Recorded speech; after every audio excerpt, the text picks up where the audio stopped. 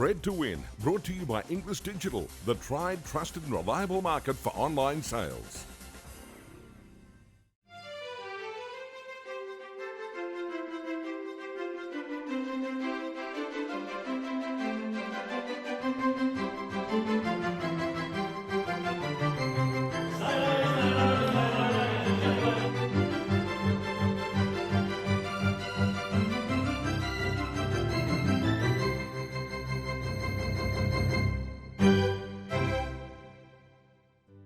I'm Caroline Searcy and welcome to the first Bred to Win for the spring of 2021. While many people around Australasia are still in lockdown, the breeding season continues with gorgeous foals on the ground and stallions and mares conceiving the next generation of racetrack champions. Coming up on this week's show, we bring you one of our most recent champs, the mighty mare Black Caviar, unbeaten in 25 starts and preparing to welcome her 7th foal later this year. And not all colts are rushed off to stud at 3. Meet the well-named triple Group 1 winner Fierce Impact, whose toughness and tenacity made him a winner at 2, with Group 1 success continuing 4 years later. The son of Deep Impact begins the new season this week at Leneva Park in Victoria. And one of the best bloodstock agents in the game, Brett Howard, with one of the toughest, best-loved racehorses of the last 40 years. In Arrowfield Studs, the horse who made you love racing. First, so all the latest news from the breeding world in the Aushorse News of the Week.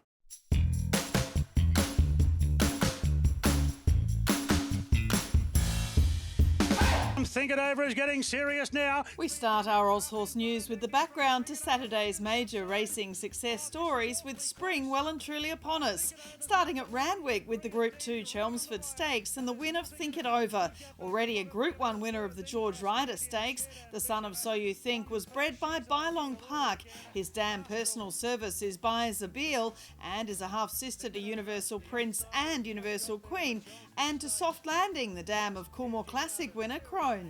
So You Think covered 261 mares at Coolmore Stud in 2020, more than any other Australian stallion, and is proving extremely popular again this season after a run of stakes winners already in 2021, including Poland, Peltzer, Carriff, Fasika, Good Idea, Knight's Order, Nimmerley, Realm of Flowers and more. So You Think will feature in coming weeks on Bred to Win. Jamea wide out, swamping them with a big run late. The Darley Furious Stakes was a sensational last-to-first performance from Jamea, a daughter of Headwater from the Tasmanian Group winner Isabeva. Jamea had previously won the Group 2 Percy Sykes Stakes and was sold by Crestfield for $130,000 as a Magic Millions yearling to her trainer Robert Price. Her granddam Dragila was a 3-time stakes winner in Tasmania, and she's the latest smart performer for Exceed and Excel's Headwater. Jamea has plenty about her that's similar to Headwater's speedy Oakley Plate winning dam River Dove. Vinery's Headwater has big numbers coming through too, having covered 172 mares last season. But he basically picks up where he left off in Brisbane. Another thrilling winner on the day was the imported Zaki, who continued his great Brisbane Carnival form with a first-up win in the Group 2 Tramway Stakes. His sire, Leroydus Animo, also threw Kentucky Derby and Dubai World Cup winner Animal Kingdom. His dam Cassara is by Sadler's Wells, and Zaki was sold to Blandford Bloodstock and trainer Annabelle Neesham for 150,000 guineas at the 2020 Tattersalls Autumn Horses in Training sale in the UK. Elephant just in front, Superstorm up on the fence. At Moonee Valley, the feature Group 2 Feehan Stakes was another great success for outstanding Western Australian breeder Bob Peters, with Sebring's Superstorm coming through on the rail for the win. His dam Stormy Nova won 4 stakes races, including the WA Champion Filly Stakes and Least Ear Classic, and has already produced stakes winners Cosmic Storm, Mickey Moto and Royal Command. In other news, Waikato Stud announced it will stand Banquo this season, the first son of current champion Australian sire Written Tycoon to stand in New Zealand. The full brother to Oakley Plate winner Booker, Banquo was a stakes winner who finished close up in Group 1 company, and his dam Noondy is by Flying Spur, dam sire of Sebring and young stallions Pirata and Preferment. G1 Goldmine has been conducting some fascinating research into mare owners' use of their website and statistics. And from 1 million searches performed in Australasia that include 33,000 individual mares, it shows 77% of mares currently looking for Stallion Matches are between the age of 6 and 10. When looking at the dominant ancestors within those mares' pedigrees, no surprise to learn that 40% of mares searched had Danehill within 5 generations, and interestingly, nearly 20% had Sadler's Wells within 5 generations. And the top 10 stallions based on the total number of 2020 matches and perfect matches revealed in searches in the past 12 months throws up an interesting selection, including Coolmore's Churchill and Saxon Warrior, Swettenham Stud's Highland Reel, Arrowfield's Pariah and Vinery's Casino Prince. Plenty of food for thought there.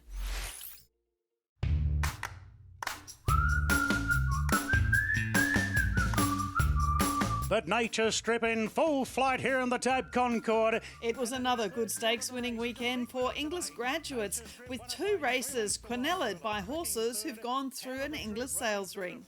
Nature Strip was back to his scintillating best in the Group 3 Concord Stakes at Randwick, beating Inglis Easter yearling sale graduate Wild Ruler. The son of Nakoni was coasting in the straight and barely even shaken up as he won with ease on his way towards this year's Tab Everest. Nature Strip was offered by Golden Grove at Denman at the 2016 Inglis Premier Yearling Sale, but passed in with a reserve of $120,000. His sire, Nakoni, now based at Widden Stud in Victoria, had a great Saturday with 6 runners for 4 winners and 2 seconds, including the win of Jerry in the Highway at Randwick. The other Inglis Stakes quinella was in the newly named Chautauqua Stakes at Moonee Valley, where the Blue Gum Farm sold Express Pass by Wandjina pulled away from Rosemont's Melbourne Premier Sale graduate Bella Nipotina. With her daughter Invincible Caviar nominated for the 1,000 Guineas and the Golden Rose, Black Caviar is already a success as a broodmare with 6 straight foals, 3 of them winners to date. And the best is yet to come. Black Caviar doesn't let us down. 25 from 25. Let's count down to the connections of the mighty mare Black Caviar. One of the joys of filming in the Hunter Valley at this time of year is coming across some of the greats of the turf, minding their own business in a quiet paddock, growing their next foal through the warm spring months. Black Caviar, the winner of 25 from 25, including the famous Royal Ascot victory in the Diamond Jubilee Stakes amongst her 15 Group 1 wins, earned nearly $8 million on the track. And the daughter of Bella Spree and Scandinavia's daughter Hel Singh has already proven a successful broodmare by breeding industry standards, producing 6 foals in a row, 2 of them winners and 1 standing at stud. Here she's in foal to champion Australian stallion Written Tycoon on a December 2020 cover and looking an absolute picture of health, with her dapples glowing and still around 2 months from delivering her 7th foal. Very few Group 1 winning stallions throw offspring as good as themselves, despite often thousands of opportunities, and when they do, they are the freaks of the breeding industry. Danehill, Redout's Choice, Zabeel and more were all rare but remarkable breed shapers, but the majority of our star colts do not throw their equivalent in their stud career. So the expectation that champion mares will do the same is laughable and actually serves to highlight just how hard it is to breed a foal to even reach the racetrack, let alone win or make stakes company. There are many who have, of course, including Circles of Gold, Bint Masqué, Denise's Joy, Trisquet, Rose of Kingston, and internationally the great race mares and breed shapers Urban Sea, Miesk, Ouija Board and many more. With 1 foal a year, if that, the best broodmares are judged on being able to produce healthy foals year in, year out, and occasionally the conformation and pedigree match up will produce an above-average horse on the track. After Invincible Caviar, who's now given her head. Recently, Black Caviar's 5th foal, Invincible Caviar, showed plenty of ability, winning in Victoria after placing in a high-class Flemington race on debut. Trainer Peter Moody and Black Caviar's owners say this filly is the most like her famous mother in physicality and temperament of all her foals to date. But etc. found another gear, put 2 lengths on them. The champion's first foal, Ossietra, won 2 of her 5 starts and has produced 2 colts by I Am Invincible, and she's due to foal to Churchill in October. Prince of Caviar won once and placed 3 times in his 6-start career and is standing his 2nd season at Victoria's Riverbank Farm at Benalla. He covered 51 mares last season and is expecting his first foals this spring. Coming from a rich pedigree that contains not only Black Caviar, but also 4-time Group 1 winner and successful stallion All Too Hard, Magnus and more, he has every chance of throwing smart racehorses. Black Caviar's 3rd foal by a Schnitzel out of Caviar did not race, and her 4th foal, a filly by More Than Ready, had just 2 starts. Anyone who's ever bred a thoroughbred knows how hard it is to breed a foal that will become an elite athlete no matter their pedigree. But in Invincible Caviar, the great mare may have done just that. And as she basks in the warm spring sunshine, who knows what the future may yet bring. And looking forward to seeing Invincible Caviar representing her famous mother through this spring and beyond. Coming up on Bred to Win, the Cambridge Stud Performance of the Week, and we head to Leneva Park in Victoria to see the son of Deep Impact, Fierce Impact. Bred to Win, supported by Prized Icon, a Group 1 winner of 2 and Derby winner of over $2 million, standing at Coringle Stud in 2021.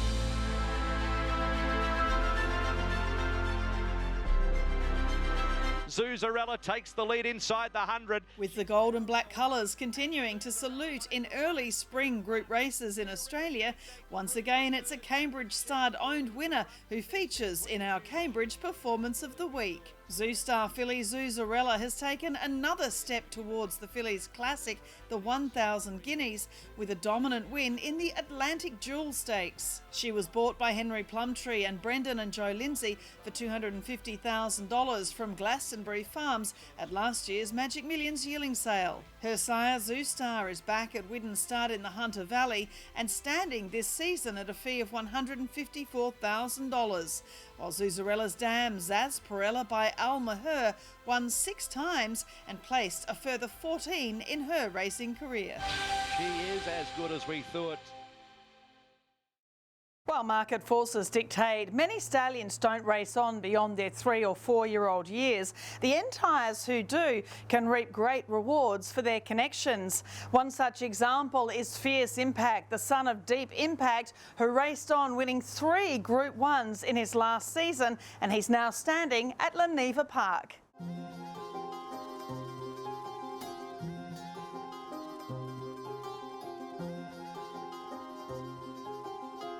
Well, another stallion has been announced today because he's made it back-to-back wins. He wins the Toorak and now he wins the Cantala. But Fierce Impact's holding on. Fierce Impact won it. Russian Camelot second. Sharky, Leneva Park is a real work in progress and fantastic to have Fierce Impact there. Tell us a bit about what's being done at the farm to ready it for the new breeding season. Yeah, Caroline, there's plenty going on at Leneva Park across all of our 3 properties at the moment, and here at the Stallion Station at the property known as Seymour Park, formerly Aquas, and before that Woodside, and you know, it's had a lot of brands, this property.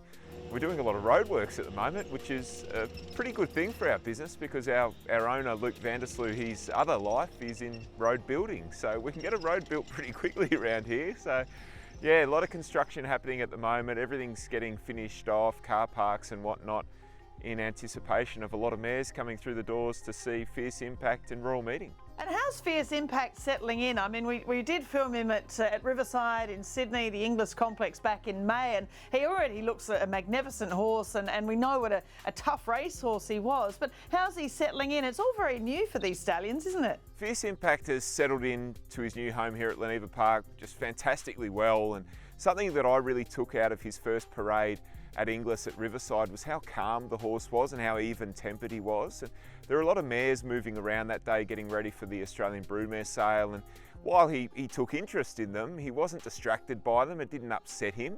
And with his arrival here at Leneva Park, he's just taken to the new farm like a duck to water. You know, he's headed out the box, having a look around, having a look at his barn mate and royal meeting and getting a feel for the place. And he is just such an even-tempered horse. And look, it helped him be a great racehorse. We hope it's a trait that he leaves in his progeny as well. He's just been a gentleman to work with so far. Fierce Impact, the outside, takes the lead from Cliff's Edge. Knights watch out late. Well, speaking of the race record, I mean, he won those 3 Group 1 miles in Victoria, and we know, of course, you know, there are breeders all around the country that are breeding, whether it be stayers or milers, and obviously a real emphasis on 2-year-old speed. But this horse is exactly what you would look for, isn't he? If you're looking for a horse that can, you know, get classic distances, but really excel at the mile. Yeah, that acceleration that we saw from Fierce Impact over a mile, I think that gives the market great confidence that the horse had a turn of foot. He was only narrowly beaten at 1400 metres over Group 1 trips, and when he arrived here, we actually wanted to do a little bit of that genomic testing and see exactly what his distance range was. We contacted Plus Vital and we got that genomic testing done, and his genes tell us his optimum distance range would be between 12 and 1800 metres. And the 3-year-old classic style of Guineas horse, I think that's always been a popular horse in the Australian breeding market. Fierce Impact towards the 100, takes 50 stars. Sosi Bond Cascadian. Extremely proud of the horse and the team around me to get him there to those races and have him in the condition he was in. Every time he raced at the top level, he performed very well. And it's a proud day for us, really. It's the first horse that we've produced as a stallion from our stable. And, you know, sad day, mixed emotions, because see a horse like him leave your stable, you can't replace him. So really proud of the job he's done, really. Yeah, well, the owners are incredible. I mean, Frank and Christine Cook, obviously he raced in their colours, but Darren Thomas and others, you know, it really was a good ownership group. Well, Mark Pilkington, we're known for, since we've been in racing in Sydney, we've known him and Melissa and I, and through him he got Darren involved.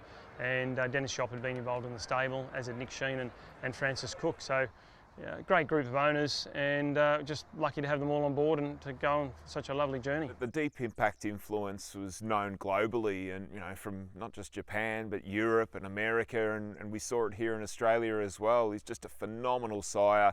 His sire sons are now starting to have an impact and produce the same sort of stakes winners to runners ratios that he did early days, so that's really positive. The other thing that I love about Deep Impact is just that he worked across so many different dam sire lines, and you look at some of the emerging crosses now that are having such an impact, with Galileo over in Europe, you know, Snowfall being the dominant 3-year-old filly, Deep Impact over Galileo. So I think there's still some great blood there to work with, and for Fierce Impact to have an influence here, you know, over Stormcat and Galileo line mares, there's plenty of them.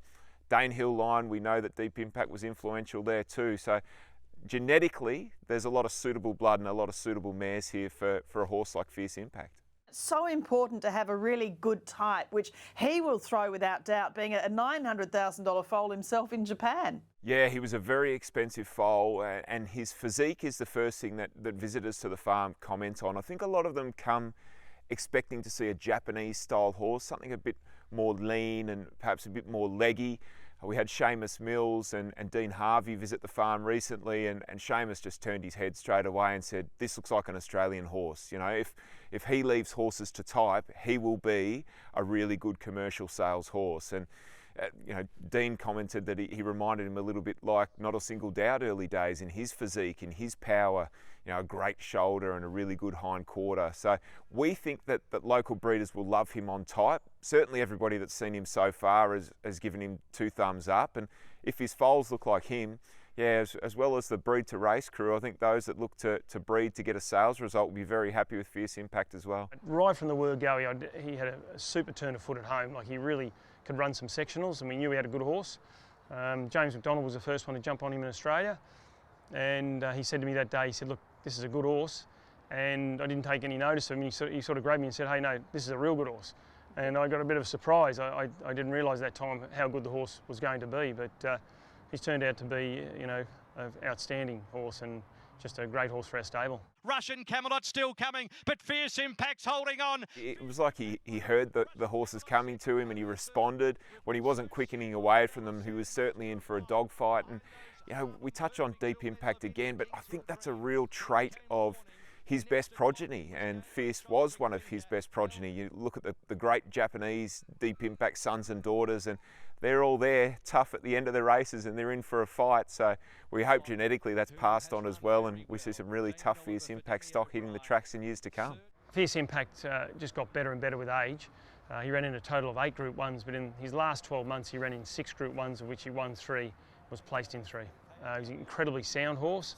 Tough, just really tough horse to train, ate up, wanted to win his gallops, wanted to do everything to please the trainer and the jockey, and he was just a lovely horse to have around. The shareholder group behind this horse, when Leneva Park bought into the horse and it was agreed that we'd stand the horse at stud, you know, we were really forthright that we'd go and buy a group of mares that we thought would suit the horse, not only physically, but that also had the racetrack performance and, you know, the ability to produce good horses themselves. And we wanted to go and find mares like that to stand up our end of the nominations, and we were absolutely stoked when the rest of the shareholder group said, well, that's exactly what we want to do. We want to send this horse our best mares. He's going to get every possible chance, Caroline, in his first year with some really nice mares, so he can get off and get running the right way. He should throw quality into his progeny because he's a quality horse.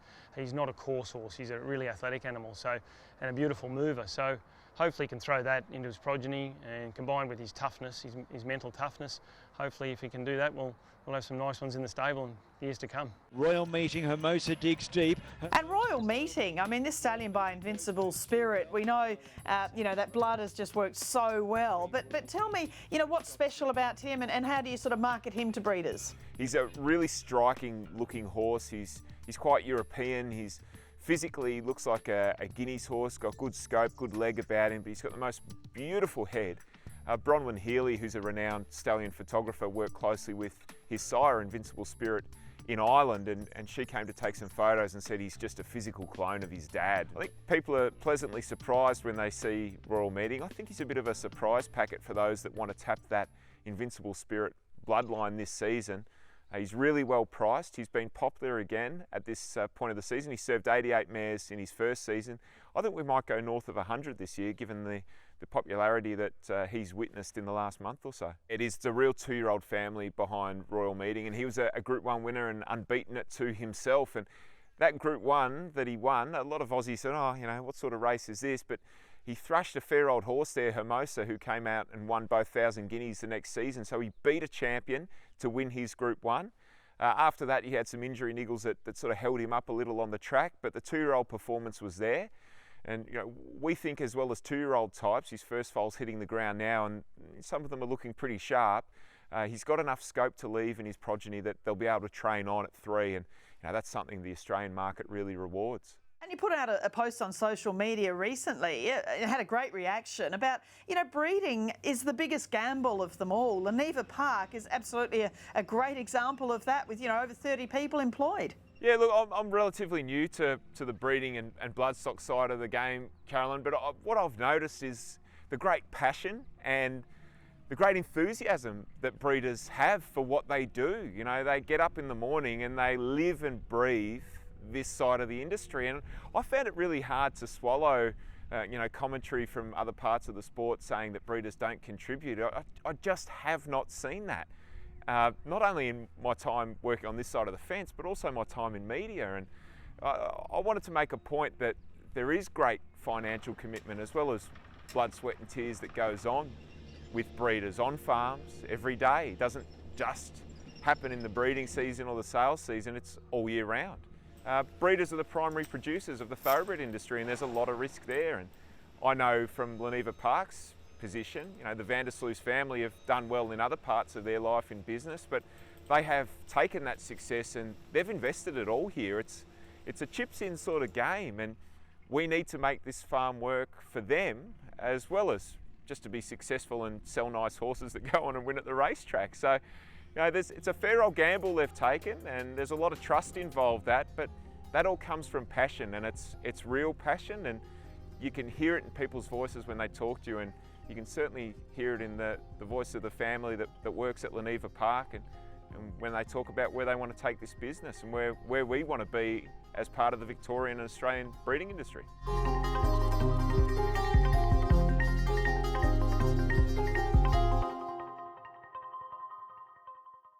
Two young stallions with great opportunities, Fierce Impact and Royal Meeting at Leneva Park.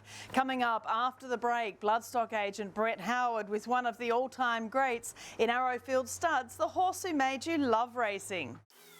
Bred to Win, supported by Hanover Lodge, preparing the elite racehorse.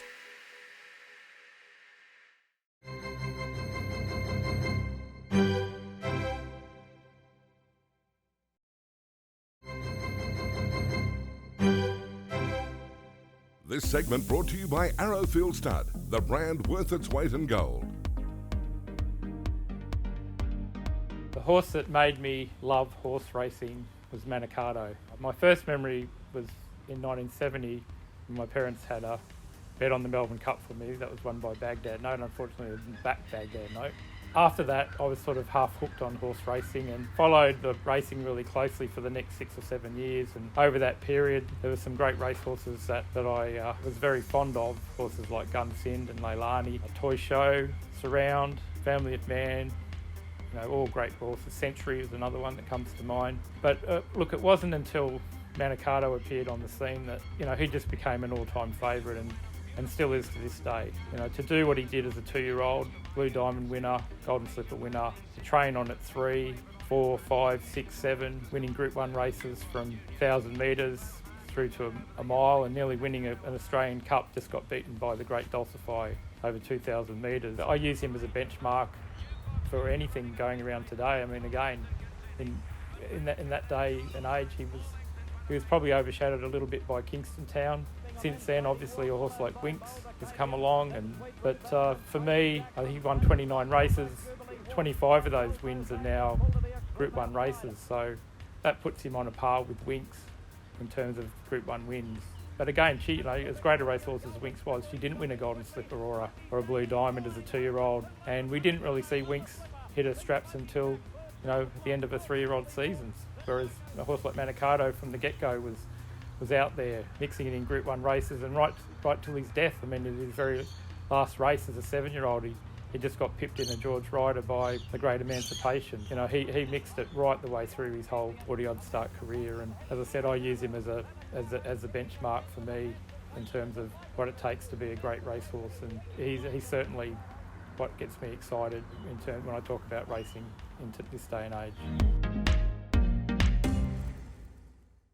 Manikato really made so many of us love racing back in that fantastic era of many champions. That's it for this week's Bred to Win. Don't miss next week's show as we head to Kitchman Hills and look at the multiple group winner Graf, a wonderful outcross stallion in the Hunter Valley. Plus all the background to the major Spring Carnival winners next weekend. I'm Caroline Searcy. I look forward to seeing you then.